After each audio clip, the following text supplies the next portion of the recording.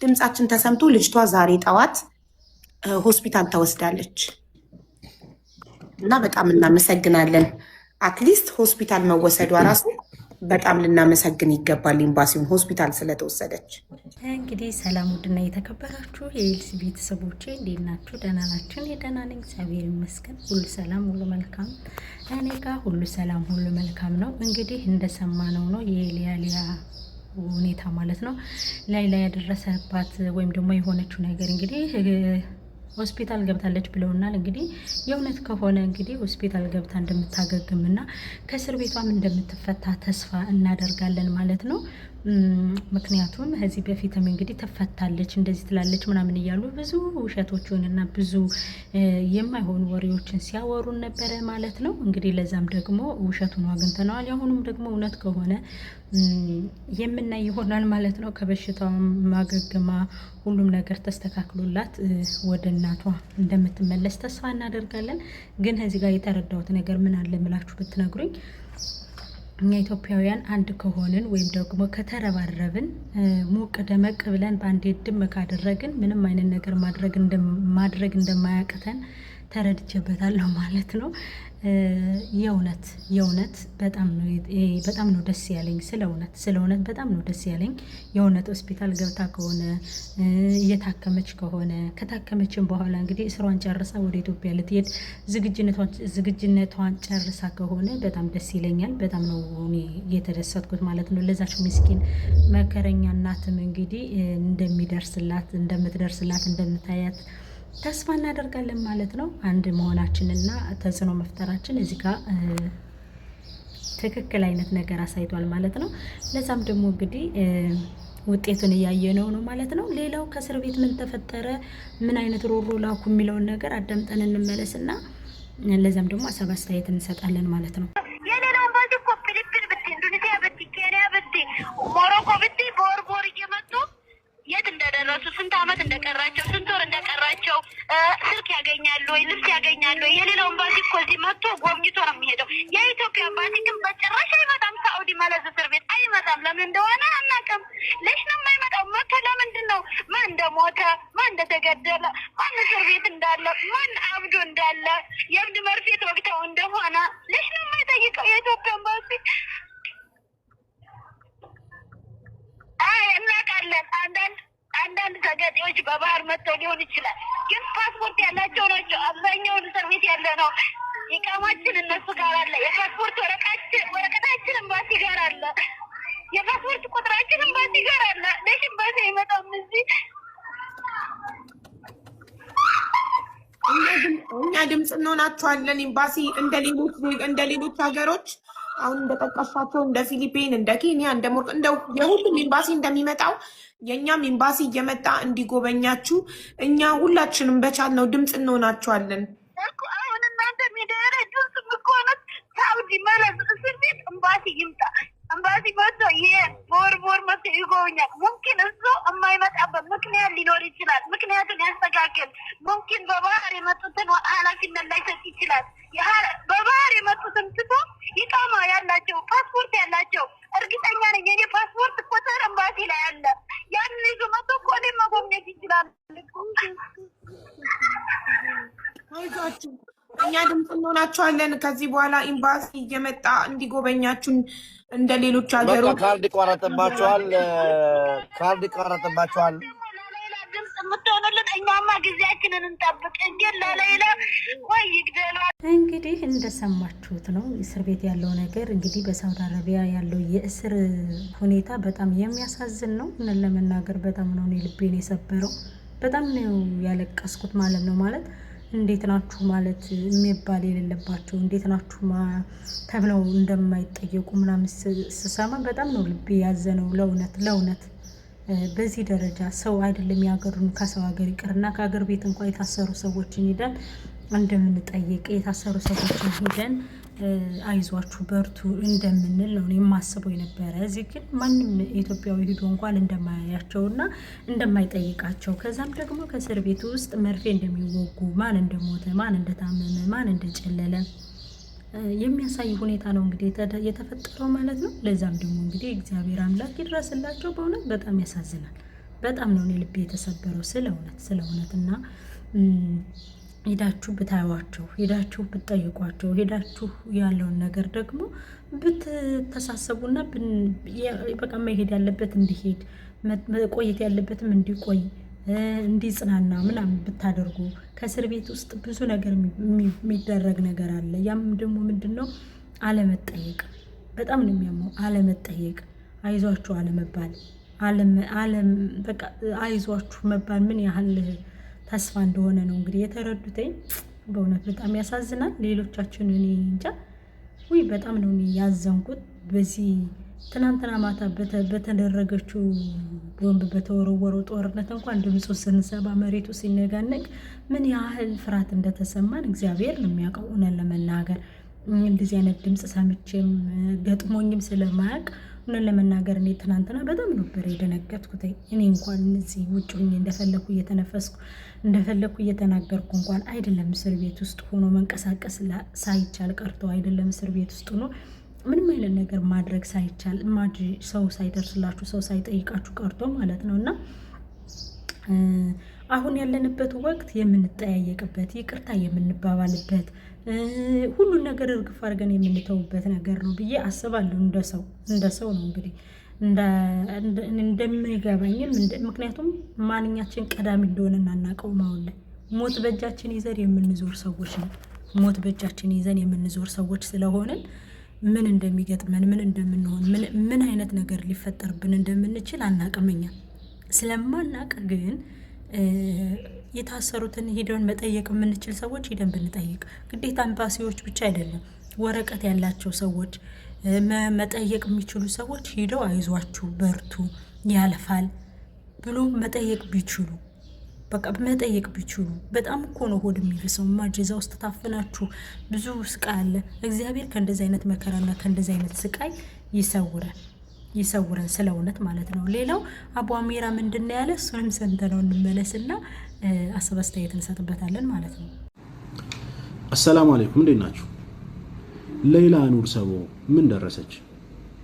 በጨዋ መልክ ለጠየቃችሁኝ እህትና ወንድሞቼ ገንዘብ አዋጣችሁ ይችን እህታችንን እንርዳ ብላችሁ አልቅሳችሁ አዝናችሁ ወርቃችሁን ሁሉ አውጥታችሁ የሰጣችሁት ወንድሞች ያላችሁና ለእናንተ ክብር በትክክለኛው መንገድ ለመመለስ ሞክራለሁ። ዩቲዩብም ቲክቶኩም ሲቀዘቅዝበት የሌላን ጉዳይ እንደ አጀንዳ አድርጎ እየመጣ ህዝቡን የሚያስጮህ ምንም ሳይረዳ ተቆርቋሪ መስሎ ለሚመጡች ለነሱ መልስ የለኝም ከይቅርታ ጋር። ሌላ ኑር ሰቦ ምን ደረሰች? ሌላ ኑር ሰቦ ኦሬዲ እንደምታውቁት ሳውዲ አረቢያ የነበረች የሞት ፍርድ የተፈረደባት እህታችን ነች። በነፍስ ማጥፋት ወንጀል ተከሳ የሞት ፍርድ የተፈረደባት። የሟች ቤተሰቦችም 2 ሚሊዮን የሳውዲ ሪያል ካሳ ጠየቁ። ያንን ገንዘብ እናትና አባት መክፈል ስላልቻሉ በሚዲያ እህታችን ፋሲካ ባወጣችው መሰረት በሚዲያ ጠየቁ። ከዛም ደግሞ ጉዳዩ ወደ እኔ ሲደርስ እንዲሁ የመጀመሪያውን ጥይት ወደ ሰማይ ተኮስኩ። እህታችን ሌላ ኑር ሰቦ ከሞት እንድታደጋት የሚለው የእናትና የአባቷ ዱዓ ምናልባት እሷም ያደረገችው እስር ቤት ውስጥ ሆና ያደረገችው ዱዓም ደርሶላት ይሁን ዓለም ስለሷ አለቀሰ። ስለሷ ያለ የሌለውን ገንዘብ አወጣ። ገንዘብ የለኝም ቀለበቴን ሁሉ ውሰዱና ሽጣችሁ ለእህት ያድርጉልኝ እስከመባል ድረስ የሷ ጉዳይ ላይ በጣም ሰፊ ሆነውን የሚዲያ ከቨሬጅ ያዘ። እኔና ጓደኞቼም በሚዲያ ከ2 ወር በላይ የልጆቻችንን ጊዜ ተሻምተን ለዚህ እህታችን ገንዘብ ማሰባሰብ ጀመርን። ገንዘብ የምናሰባስበው በእናት በአባትና በወንድም ስም በተከፈተ አካውንት ነው የሚገባው። በአቡ አሚራ ወይ ደግሞ በተስፋዬ ወይም በወንድም ኻሊድ ወይም በአሲያ እንዲሁም አብረውን ሲሰሩ በነበሩ ወንድምና እህቶች አይደለም ሲገባ የነበረው። የተጠየቀው 2 ሚሊዮን ብር ነው። የገባው በሳውዲ አረቢያ አካውንት 300 ምናምን ሺህ ብር ገደማ ነው። በኢትዮጵያ አካውንት ደግሞ 37 ሚሊዮን ብር ተሰብስቧል። እነ ወንድም ኻሊድና እነ ተስፍሽ ባደረጉት ከባድ ትግልና ጥረት በኢትዮጵያ ብሔራዊ ባንክ ከፍተኛ ብር ያለምንም በብላክ ማርኬት ሳይሆን በቀጥታ እንዲላክና ብዙ ሳይወጣ ባጭር ቶሎ እንዲሄድ የተደረገበት መንገድ ነው ያለው። ያም ደግሞ 2 ሚሊዮን ለመሙላት የሚቀረው ገንዘብ የኢትዮጵያ 28 ሚሊዮን ብር ነበር። እናትና አባት መተው ያንን ገንዘብ ወደ ሳውዲ አረቢያ በተከፈተላት አካውንት እንዲገባ ተደረገ። ገንዘቡ ከገባላት በኋላ ኦልሞስት ወደ ሟች ቤተሰቦች የገንዘብ ካሳ ለጠየቁት ቤተሰቦች 2 ሚሊዮን ብር ተከፈለ። በኢትዮጵያ አካውንት በእናት በአባቷ እንዲሁም ደግሞ በወንድሟ በሶስቱ በተከፈተው አካውንታቸው ቀሪ 9 ሚሊዮን ብር አለ ማለት ነው። እሱን ያው አላህ ፈቅዶላት እህታችን በሰላም ከወጣች የምትገለገልበት ይሆናል። 12 ዓመት አካባቢ ታስራለች፣ ብዙ መስዋዕትነት ከፍላለች። አላህ መቼም አዝኖላት እዚህ መታገሯ ላይ እንድትንቀሳቀስ ያግዛታን በሚል ለቤተሰቦቿ ትተነዋል። የኛ እህታችንን ከሞት ፍርድ ማስጣል ስለነበረ ስራችን አልহামዱሊላህ ረብል ዓለሚን። ይህ ገንዘብ ወደ ሟች ቤተሰቦች ካሳ ሲከፈል እህታችን ሌላ ከነበረባት የሞት ፍርድ በነፃ ተገላገለች። የሞት ፍርዱ ተነሳላት ማለት ነው። በቅርቡ እናትና አባቷን እንዲሁ ላይቭ ላይ አምጥቼ ባደረኳቸው ኢንተርቪው እናትና አባቷ እህታችን ማነው ልጃችን ደውላልን ነበር። እኔ ጋር የነበሩ የሞት ፍርድ የተፈረደባቸው እህቶች አላህ ይማራቸው የሞት ፍርዱ ተፈጻሚነት ተደርጎባቸዋል። እኔ ግን በመላው ኢትዮጵያ ረብርብ የሞት ፍርዱ ተነስቶልኛል። ከዛ በኋላ ያለው የሳውዲ አረቢያ የሀገሪቱ የህግ አካሄድ አለ። እስር ሊኖር ይችል ይሆናል ወይም ደግሞ ምናልባት የሞት ፍርዱ ከተነሳላት በኋላ የሚከድባቸው የቢሮ ጉዳዮች ሊኖሩ ይችላሉ። እስካሁን ድረስ ግን ጉዳዩን በክትትል የያዙት ሪያድ ውስጥ ያሉ ኮሚቴዎችና የሪያድ ኤምባሲ አምባሳደር ናቸው። እንደነገሩን ወንድማችን ደውለን እንደነገሩን ጉዳዩን የሪያድ ኤምባሲ ስራዬ ብሎ ይዞታል። እንዲሁም ደግሞ ሪያድ ያሉ ኮሚቴዎችም ጉዳዩን ይዘውታል። የኛ ገንዘብ የኛ አቅም እስከምን ጊዜ ድረስ ነበር? እቺ እንግዲህ አቡ አሚራን ሰምተናል ማለት ነው። አቡ አሚራ ምንድነው ያለው?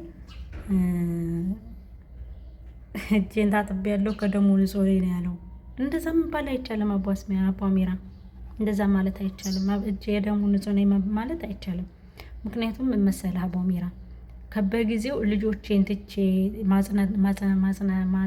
ማጽናቴን ትቼ ያነኝ እንዲያጠኑ ያንን ሁሉ ክፍለ ጊዜን ትቼ እንቅልፌን ትቼ ለሷ ብዬ ምናምን ማጅ የሚያስጠላ አማርኛ ጌታ በሚያውቀው አንድ ሰው የሆነ ነገር ሲያደርግ ለዛ ሰው የሆነ በቃ ማድረግ ስላለበት ለፈጣሪው ሄር ስራ መስራት ስላለበት እንጂ ውለታ ስላደረገ መቆጠር የለበትም።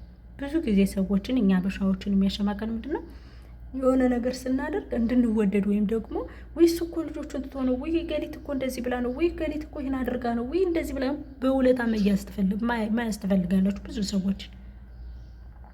አንድ ሰው ያንን ነገር ማድረግ ያለበት እንዳያነሳው ነው ማድረግ ያለበት እንዳያነሳው። ለምሳሌ አቡ አሚራ ለኔ ጥሩ ነገር አድርጎልኛል እኔ ላንሳው እንጂ እሱ ግን ማንሳት የለበትም። እኔ ላንሳው በቃ እንደ ሐሳብ ማለት ነው። እኔ ላንሳው እንጂ ለገሊት እንደዚህ ያደርጋል ለገሊት እንዴ በጣም ጥሩ ነገር አድርጋችሁላችሁ በጣም መልካም ነገር አድርጋችሁላችሁ እኮ ምንም ከናንተ ምንም እንዳላገኙ ምንም መልካም ነገር እንዳላገኙ የሚረሱት እኮ በጣም እኮ ሰዎች አሉ። ምክንያቱም አሁን ለምሳሌ ይሄን አድርጉ ይሄን ስሩ ይሄን ፈጣሩ ይሄን አድርጉላችሁ ሐሳብ እንኳን ሰጣችኋቸው ምንም እንዳላደረጋችሁላችሁ ምንም ውለታ የሚባል ውለታ የሌላቸው እኮ ውለታ ቢሶች እኮ አሉ እግዚአብሔር ጋር ምንም አይነት ግንኙነት የሌላቸው። ስለዚህ እንደዚህ አድርጌላት ነበር እኮ ልትል ነው አይባልም እንደዛ። እነሱ ውለታህን አላነሱምና እነሱ ያንተን ነገር አላደረጉምና ያንተን ደግነት ያንተን መልካምነት አላነሱምና አንተ ለምን አላነሱልኝም ለምን የኔን ዋጋ ከንቱ አስቀሩብኝ ለምን የኔን ዋጋ እንደዚህ ውድቅ አደረጉብኝ ብለህ ሊሰማህ አይገባም። በቃ የነሱ እኮ ተፈጥሯቸው ነው። በቃ ያንተን መልካምነት አለማንሳት ያንተን ጥሩነት አለማንሳት የነሱ ተፈጥሯቸው ነው። በቃ ማድረግ የማይችሉ ሲደረግላቸው የማያመሰግኑ በጣም ብዙ ጭንቅላታቸው ዝግ የሆነ ሰው አለ። አንተ ግን ይሄን ማንሳት የለብህም። በተለይ ደግሞ የላይላዩን ጉዳይ ወደ ፖለቲካው መወሰዳችሁ ሊጥሉ ይፈልጉ እንደዚህ ሊሉ ይፈልጉ ምንም ለሄር ብለህ ነው የሰራኸው ሀቅህን አውጥተህ ወለቀበል በቃ። ምክንያቱም አንተ ነገ ልጆች አሉ ሴት ልጆች አሉ ነገ ይደርሳል ነገ ምን ሊገጥምህ እንደሚችል የምታውቀው ነገር የለም። ከላይላ ውለታ ፈልገህ ወይ ከላይላ ቤተሰቦች መልካም ነገር ፈልገህ አታድርግ። ኮሚሽንም የሚቀበሉ አሉ ማለት ነው። በጣም ከባድ ነው በጣም።